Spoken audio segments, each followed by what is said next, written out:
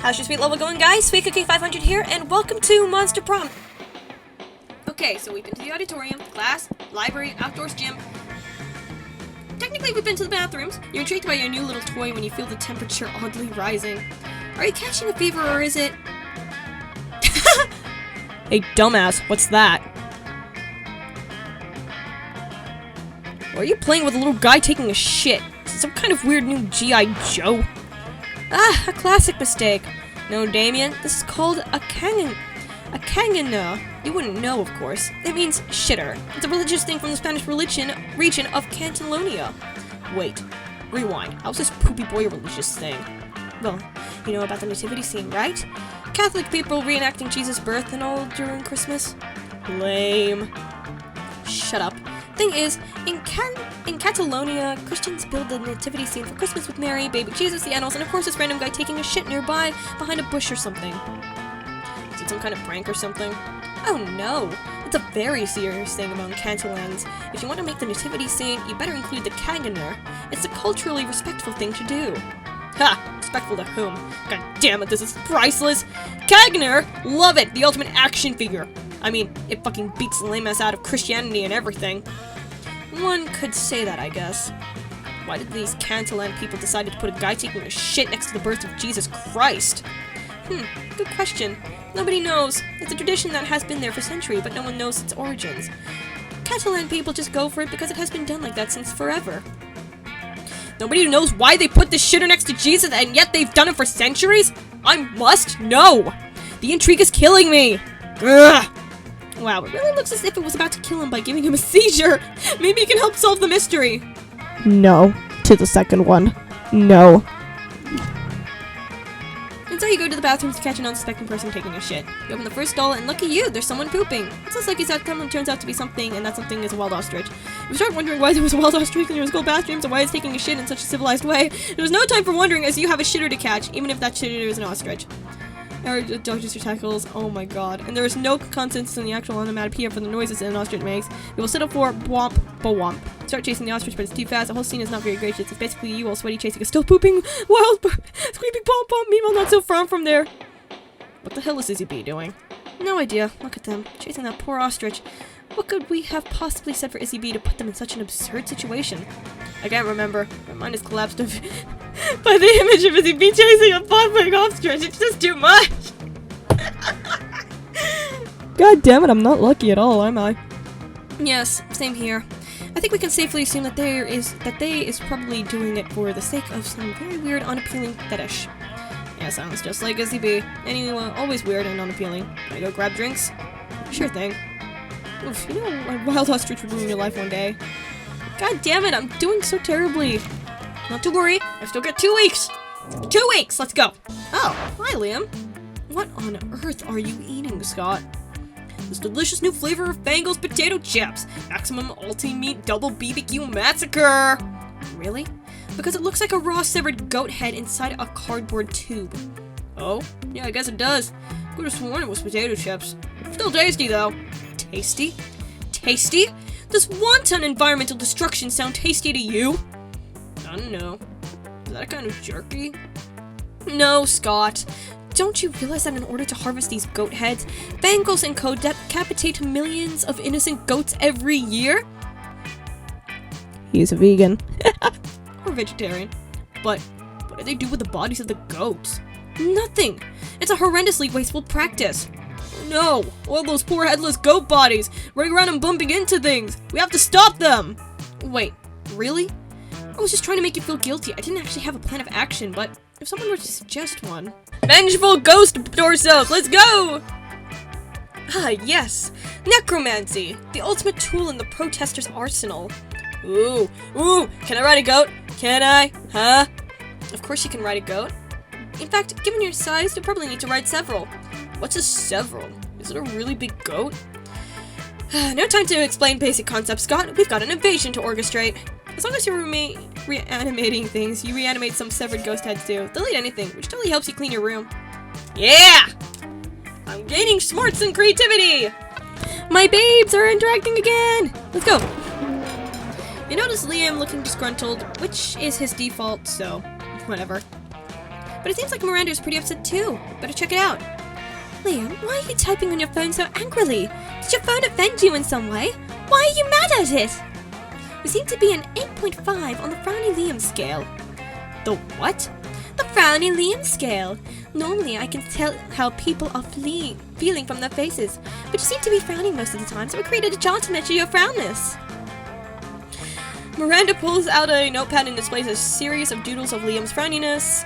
They're not super accurate, but they are super adorable. I'm not angry at my phone. My so-called frowniness is caused by a heinous error. I specifically asked that my creature creme brulee be extra crispy, so it truly popped with my #massacre momentgram filter. Instead, they burnt it to a crisp, rendering it unphotographable. Monsters deserve to know what they're getting into if they choose to eat at this cafeteria, so they can choose to take their business to a different establishment. And so, I'm writing a scathing Yelp review. Liam, we can't do that. If they shut the cafeteria down, the school kitchen staff will lose their jobs. Did you know that peasants have to do labor to make living wages? They don't simply have an unlimited store of gold. I was shocked when I first found out. Of course you were. If the kitchen staff wanted to earn their wages, they should have been better at their jobs. I am simply the merchant of truth. No, you're the merchant of poop! And where sophistication shines through. Look, ask Izzy B. Their taste may tend towards the mainstream, but surely they can see the subpar cafeteria must be exposed. Don't be ridiculous. Izzy B is surely more compassionate than that and would gladly help me save the cafeteria. Again! Again? Gosh, it's hard to keep track of your misadventures at the shit show of the school. Still, I'll help if you can. I can't decide. They're both good. Okay, I'm not looking. And hey presto, boop! I think I chose the food critic one. Excellent idea. I am an incredible, intelligent, compassionate person with tons of humility. More than enough to admit when a professional's help may be of use to me. You think you have the most humility? You shall never be as humble as I am. Every day my servants tell me I'm the humblest person ever to live. Miranda storms off in a huff, leaving you and Liam to proceed with your amazing, incredible genius plan. You're super humble too. Use some magnificent calligraphy skills you picked up in your elective class, calligraphy and murder, to write 5 letters chock full of #aesthetic. He produces a delicate white dove from his backpack. How is it breathing in there? And gives it to the newly addressed letters. You're not sure what's more intriguing, the fact that Liam trusts that the dove will be able to read the addresses to deliver the letters, or the fact that the addresses he wrote down were just their emails. Regardless, it seemed to work, because within a minute of the dove's release, receive your first reply on your phones. I knew the exquisite Jacques Aznavour would have enthusiasm for reply, thus his immediate response. Dear Liam, I received your message, though the calligraphy is quite impressive. I'm afraid I must give you the same answer I gave you when you asked me to write a review of the cuisine cooked by your friend's grandmother last Thanksgiving.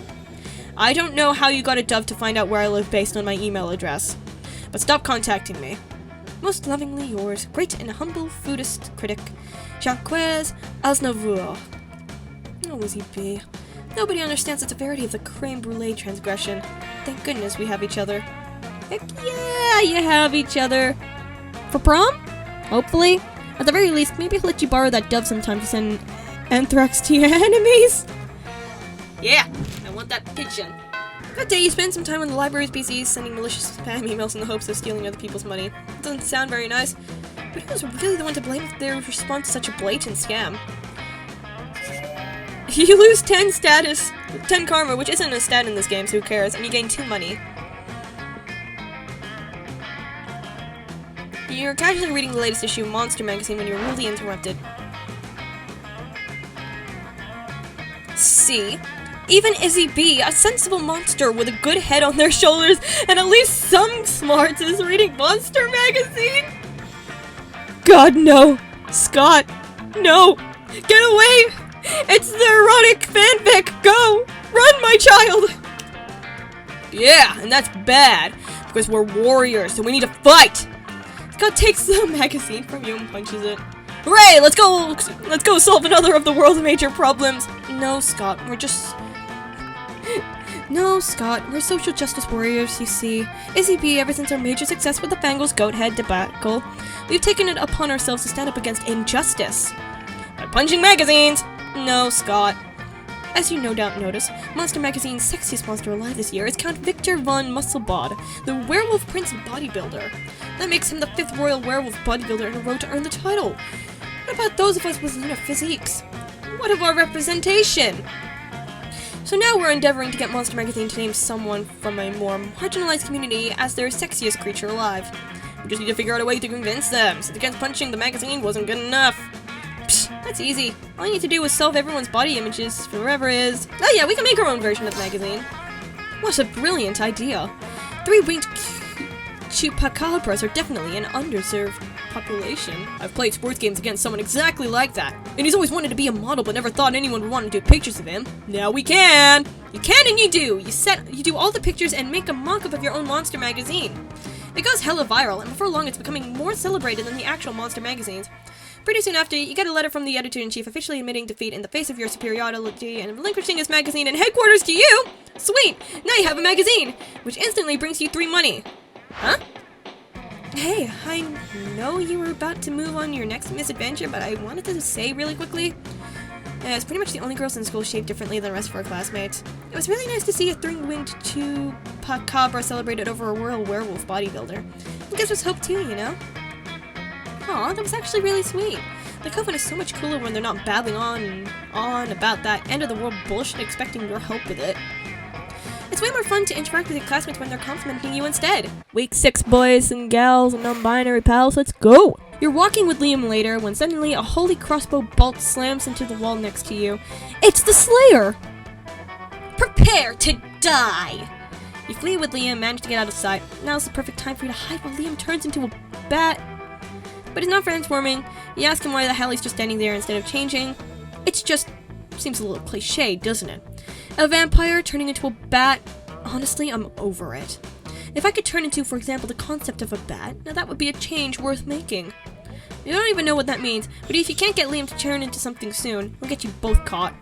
Quickly tell him to change into a general feeling of unease.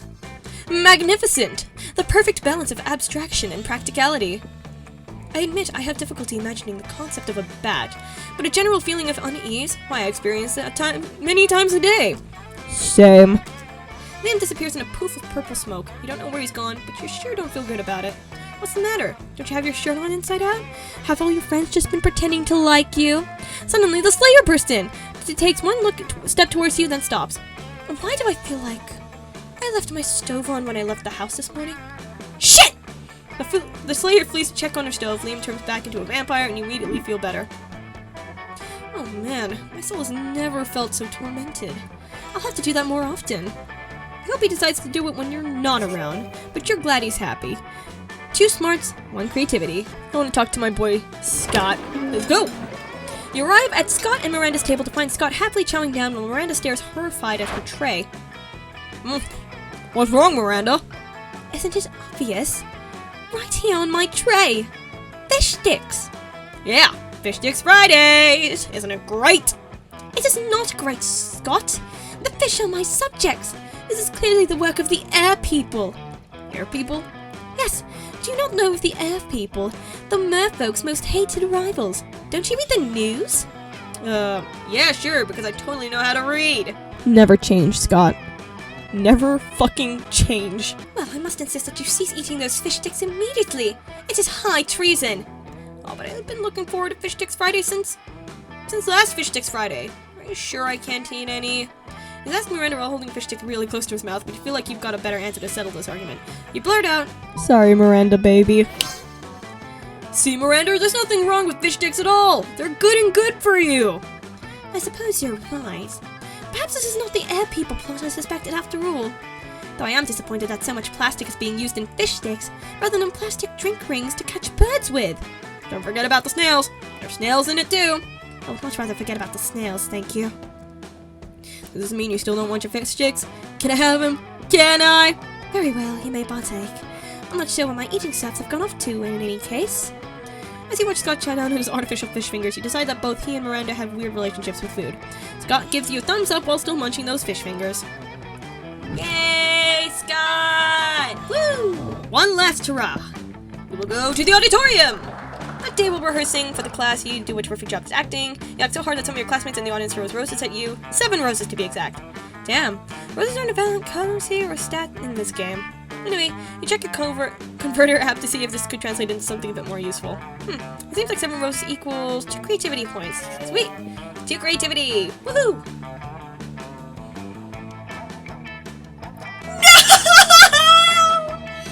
Fuck! I thought I avoided that! You're doing the thing that gives you the most life, reading Dragon Heat when you're approached by Scott and Liam. Aha! A fellow connoisseur of the dragophilic arts. Here, Scott and I are also experts on the topic. An unexpected duo. Stop! No! Scott is my son! He is my baby boy! Why the fuck would you read this? I mean, I guess I know why, you're a high schooler. But still! Yeah, Liam and I are fandom buddies. We love to discuss the things we love on our favorite stuffs, wikis, and forums. We're the best fandom buds, even if we don't always agree, like with the Starko and Markapoo thing. Okay, first, let's be clear. I engage in passionate fandom conversations only as an ironic way of celebrating low culture, which I truly despise. Second, for the 100th time, after spending years in Hekapoo's dimension, Marco is now actually in his 30s, so it isn't right if he dates a 16-year-old girl. These details matter, Scott. Think how wrong it would be for me in my 400 years to date people from this school if all of you were actually teenagers instead of being much more conveniently in your 20s. Anyway, enough meta discussion. Scott and I are here in a situation. Even if our opinions differ, we agree our opinions are superior in comparison with the rest of the strangers on the Dragon Heat wiki. Just at that, Liam here is like super smart and I'm a good boy. So my ideas should be good too. People in the wiki can be really mean sometimes. We need to gain their respect so we can convince them to be good boys. Shut up! Scott is right. We need to somehow earn the role of moderators so we can show all these lesser beings who's boss when it comes to the Dragon Heat fandom. But how? I'm sure you'll give us an absurd yet effective idea for a solution, as it can be expected from good old Izzy V. Oh my god, let's ask them nicely. Powerful fanfic set! Boom! Ah, yes! Let's fight wielding art as our weapon! Yeah, weapons are fun! Liam opens a new document on his laptop. So let's see, we should create a very nuanced piece of fiction. What about if the 3 of us and the 34,927 users of Dragon Heat wiki community were co-workers at a bookshop? Delightfully disruptive, Scott. Keep going. Okay, so we're all mean to each other, like, in real life, except the town's mayor is visiting the bookshop next month, and it turns out that we're breaking the law because in this universe, people can't work in bookshops if they're single. And we're all single. Not good. Oh, the waves of conflict. I can even feel it in my fingertips. Amazing. Don't stop. Then we all fake that we're married together. The 34,930 of us. Smartly unexpected. An astute facade. The tension is overwhelming. Faking a marriage, we'll all learn more about each other. The mayor comes and he's happy and makes everyone happy until a really bad blizzard comes to town, trapping everyone in the bookshop. Uh-oh. Monster kind versus nature, the oldest of rivalries. So Liam, who's like super smart, says, "Hi, I believe I'm the vampire. We should all snuggle together to get warm." Desperate situation call for desperate measures. Yes, yes. When the blizzard goes away and everyone is happy and has learned to respect each other thanks to snuggling together, and they'll say, "We're saved! Hooray to Liam for being smart! Hooray to Scott for being such a good boy! And hooray to Izzy B for proposing the creation of a nice fanfic! I love this game!" A very meta final touch, Scott. Okay, a masterpiece has been born. Let's post it on the wiki so it is deservedly immortalized. Some hours later, the users of the Dragon Heat wiki start to comment about how moving your fanfic is, how they've met their inner feelings thanks to it, and how they're now capable of acknowledging your leadership skills. And so they make the 3 of you moderators. Art truly opens people's minds, Scott. I must admit, we've done a true fanfic of trios. Or fanfic of Troys. Hooray! Oh, fanfic of Troys! Ooh la la! You've truly impressed these 2, you sexy, creative motherfucker! You gain 2 charm and 1 creativity. The Monster Prom draws near. Well, is it Damien, Polly, Scott, Vera, Miranda, Liam, Calculaster, Zoe, or none of the above? Oh, am I fucking kidding? It's Liam again, the son of a bitch! Yes! Of course it's fucking Liam. You finally pluck up your courage and ask your beloved to go to the Monster Prom with you. You and me? Psh! That'd be so predictable. Don't be a fool. Also, right now I only date blue inanimate objects. Don't harass me with your narrow mind, and please respect my sexual preferences. It all seemed pretty bleak, but you're a natural fighter, so you fought for the right to marry your own hand, since that seemed like your last chance finding love. What? Yay!